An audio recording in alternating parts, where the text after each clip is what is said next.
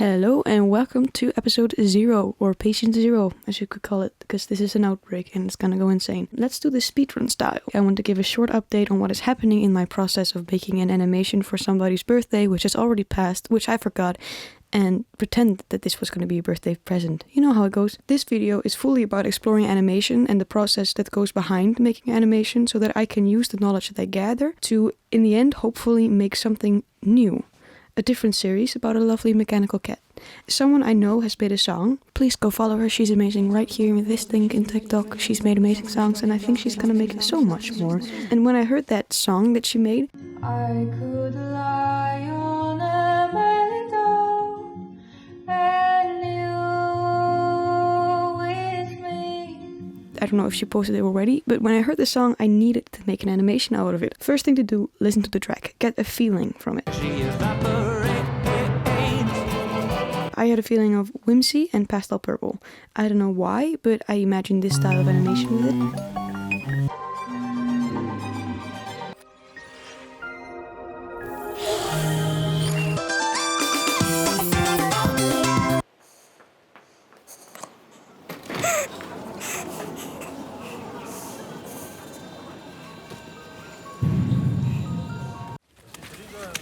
And of course, nature. I say of course, you don't know me, but there's an of course.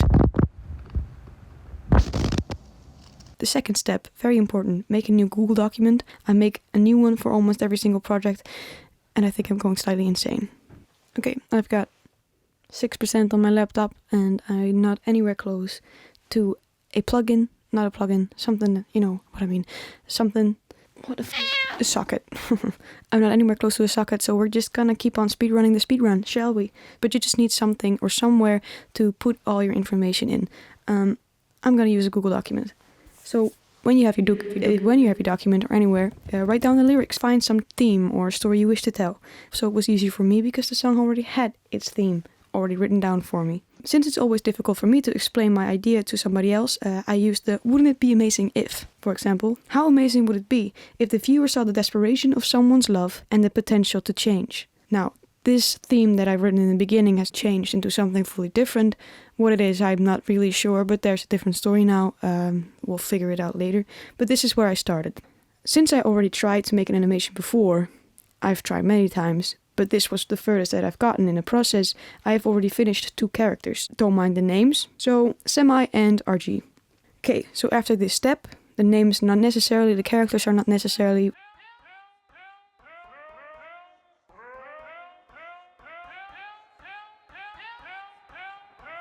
You'll do later character designs. Maybe it's nice to know if your character is a happy character, a sad character, a gloomy character, a desperate character, anything. What is a character? Just imagine things. This is not really helpful, I know, but this is a speedrun. This is about my process. Later on, I will hopefully be able to create something more, like the Mac Cat series, where I will go into more detail on how to create things. But, you know, that's a future project, and future projects often just stay on the shelf with other future projects and projects that have since passed. When you've written down the lyrics, try to imagine the scene. Shout out to all those people with Avantasia. Have fun with this series. I imagine the scenes that were connected to the text. I could lie on a meadow. For example, is very simply put, RG lies in the meadow. I could help with the treasure. RG tries to help, but Semi gently pushes the help away, hinting to the treasure being the ship for Semi. Then, if you're working with other people, you could make a script. Since I am alone and I am the only one who needs to understand this, I won't. Unless, of course, I had a client.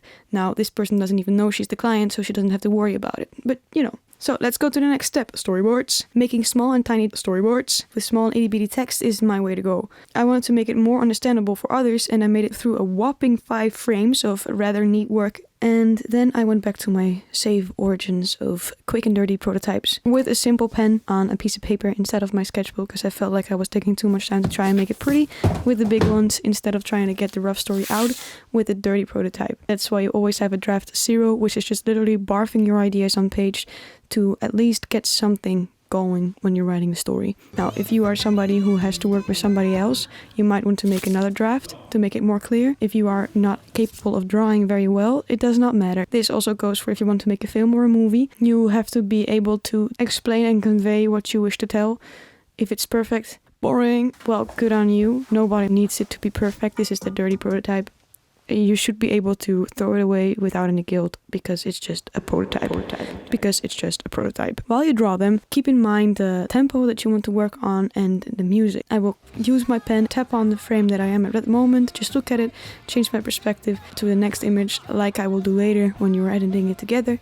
Sometimes I will notice there are gaps, sometimes I will notice that I've gone too far. Of course, it's never going to be as well thought out as you want it to be. You will always find mistakes later on into the process. But this is all about trying to figure out how to get everything on paper. While working, I sometimes do get distracted. For example, at some point I decided that this story was about 2 characters. Then I decided to just add another one.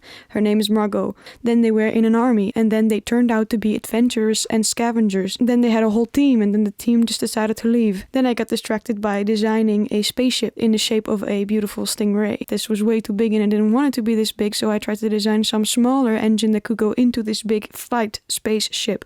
So I designed a pill bug or a roly-poly is cuter, roly-poly device meant to dispatch groups of people to the places that they have to go to. This machine should have the power to roll up like the roly-poly to be able to hide into the nature that it's residing in. Or what I found funny is to make it a one-person vehicle that could just zoom through space in a little ball. How it works, I don't know. It's fiction and it's fantasy. Magic is magic because we do not understand it in our world, so I will keep it like that. And sometimes I just need a little bit of magic and whimsy in my life because it's already hard enough as it is. And then I gave a character wings, because why not make an angel when you can? While writing this story, the meaning for me of this story kind of shifted. 2 people who try to love each other, but it's unavailable when to one person loving someone else and to see this love and affection that they have for them not be reciprocated. In my head, it could go 1,000 different ways, with intricate stories and interactions, but what I love the most of these stories are the different interpretations of a situation that I created. So with each person who will see this animation, they will have made a new story, a new reality.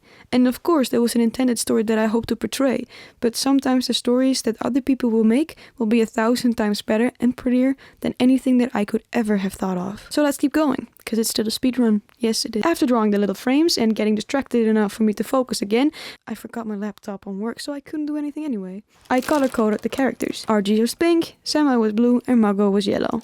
Then I made some pictures. I love to use natural lighting. Now, I am me, and I am a hermit, so often when I make these pictures, it's already night, because I just keep going, and when I get to this process, I need to make the pictures, because now I can do it anyway, so I use a flash instead. After I made those pictures, I put them in a lovely editing software, and started to chip away at the timing, using film dissolve effect to indicate actions that change into another action. If somebody turns their head in the same image, I will use this film dissolve to go from the front face view to the left side view to show myself that it's not a hard cut, but that it's an action that goes to the next scene. You don't have to do this, it helps me with timing. A lesson: do not be afraid to throw away some extra frames. If it takes as much time to communicate one idea with 1 frame instead of 2, use this 1 frame, because those 2 frames might be pretty, it'll only bring more confusion. Just something to go by. If you are already confused by the information that you are trying to portray, then it's probably even more confusing for the actual viewer. Now, is this whole video going to be confusing? 1,100%. If there's anything you want me to talk about, please send me a message. I will try to answer it, because confusion is something that happens a lot here. Kill your darlings, y'all. That's it. Now you have a rough, very, very, very, very rough animatic. This whole thing took me about a week. God dang. See you next time. Bye!